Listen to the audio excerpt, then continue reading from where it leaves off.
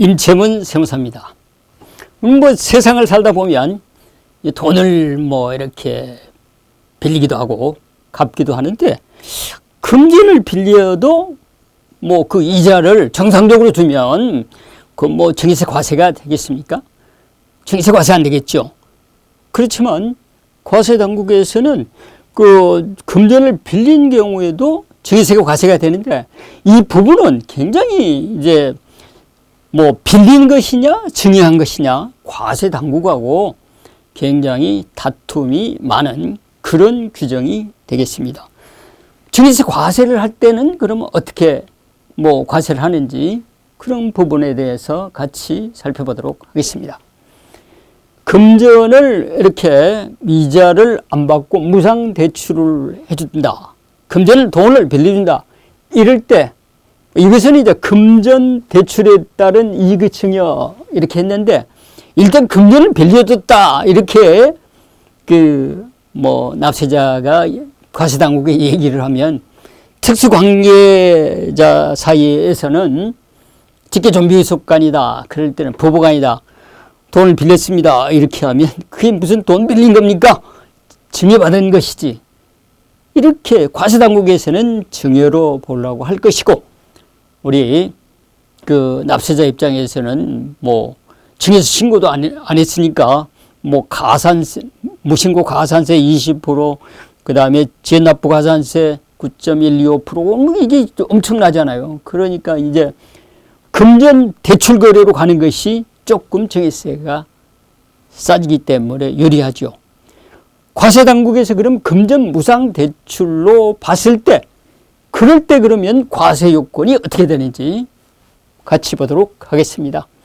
이제 물론 타인하고 2012년 뭐 말 전까지는 뭐 특수관계자 간 금전거래만 있었는데, 이제 그 이후에는 타인 간 금전 대출 거래가 있을 것, 그리고 금전을 대출 받고 증여재산 과액이 1,000만 원 이상이어야 돼요. 1,000만 원 이상.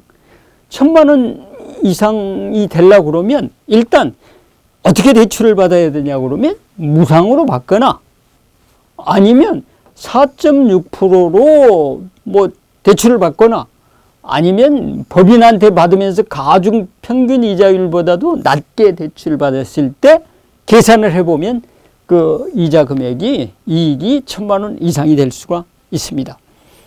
증여재산가액을 계산을 해보면, 이것은 증여재산가액은 대출받은 날 기준으로 해서 1년 단위로 계산을 하는 것이고요. 그래서 무상으로 만약에 뭐 대출받았을 때 증여이익은 어떻게 계산하냐? 그럴 때는 이제 대출 금액에다가 적정 이자율 4.6%로 곱하는 거예요.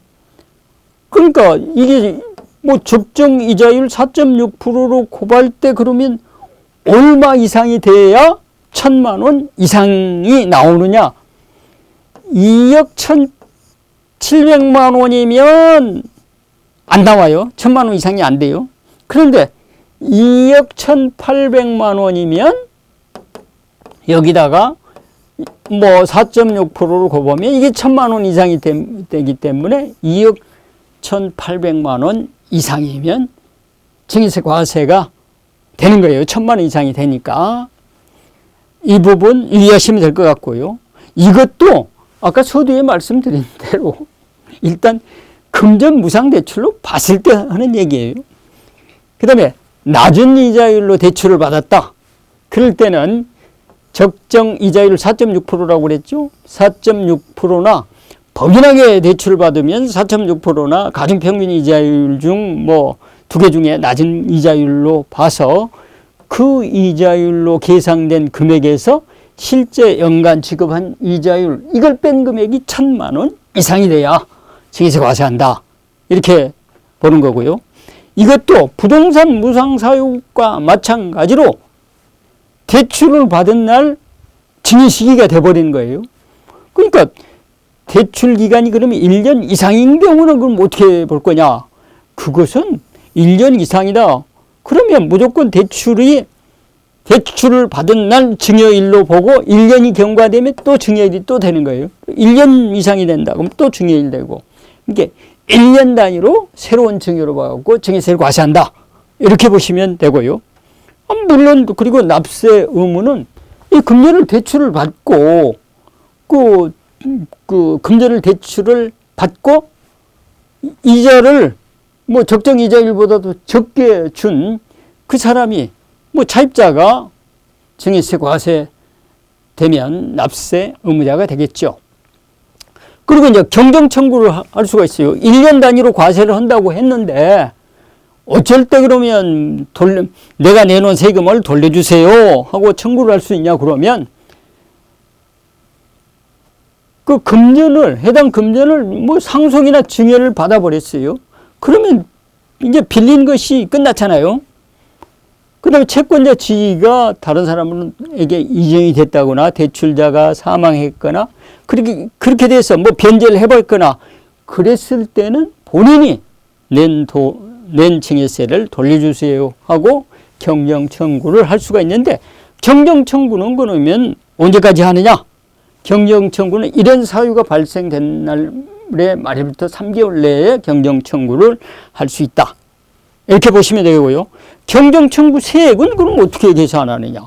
세액은 증여세 산출세액에서 물론 직계 비속액에 할증과세를 받았으면 할증과세까지 포함해서요. 금전 대출받은 기간의 월수는 대부분 보면 이제 1년 단위로 과세를 한다고 그랬으니까 12달이 되겠죠.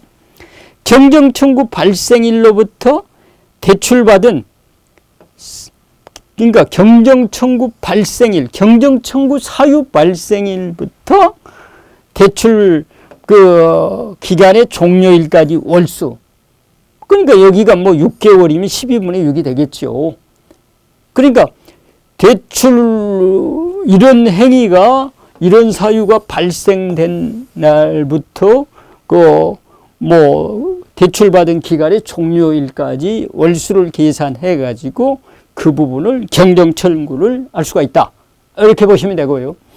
이게 이제 금전 무상 대출에 따른 이익 증여 이 부분에 대해서는 실제로 이게 과세 당국에서는 직계 좀비속이나 부부간 금전 소비 대차는 증여로 보지 금전 소비 대차로 거의 안 봐줍니다.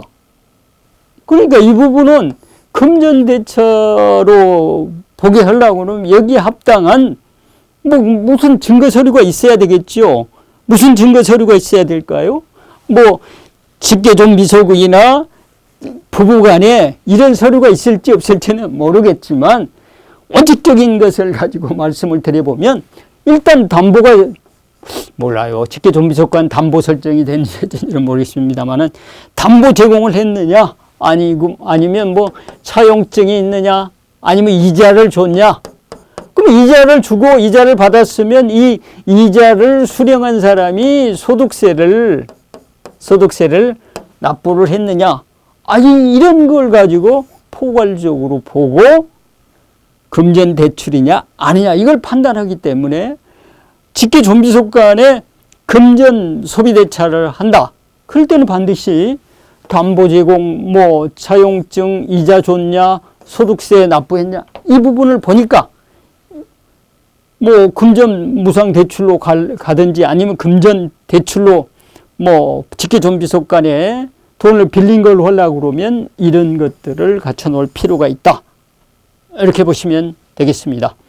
그래서 대부분 뭐 특수 관계자 간이나 그 직계 좀비속 간은 금전 소비 대차를 인정하지 않고 증여로 볼 기현성이 훨씬 더 크니까 이 부분은 반드시 유의를 하셔야 되고요.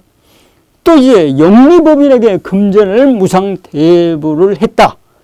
이럴 때는 조금 문제가 복잡해지죠. 왜 그러냐 그러면 피상속인이 에게 그 본인이 경영하는 회사에 돈을 빌려줬다. 그러면 회사에 돈 빌려주고 거의 그 돈을 빌려주고 그 이자를 안 받잖아요. 그러면 그 1년 단위로 끊어서 이자를 안 받은 부분을 그 사전 증여한 걸 봐버립니다. 그 상속인이 아닌 자에게 사전 증여를 했을 때는 어떻게 됩니까? 상속인이 아닌 자에게 사전 증여할 때는 5년 이내에 그 중요한 부분을 상속세 과세가액에 뭐 포함을 시키도록 돼 있잖아요. 그러면 여기서 1년, 2년, 3년, 4년, 뭐 5년 해서 이 5년 동안에 발생된 이자를 1년 단위로 과세를 하도록 돼 있으니까 이 5년에 해당되는 이자를 상속세 과세가액에 합칠 수도 있다. 이 부분을 유의를 하셔야 되고요. 이 금전 무상대출 유의할 부분을 뭐 다 설명을 드린 것 같습니다. 그러니까 이 부분도 염두에 두시면 고맙겠습니다. 감사합니다.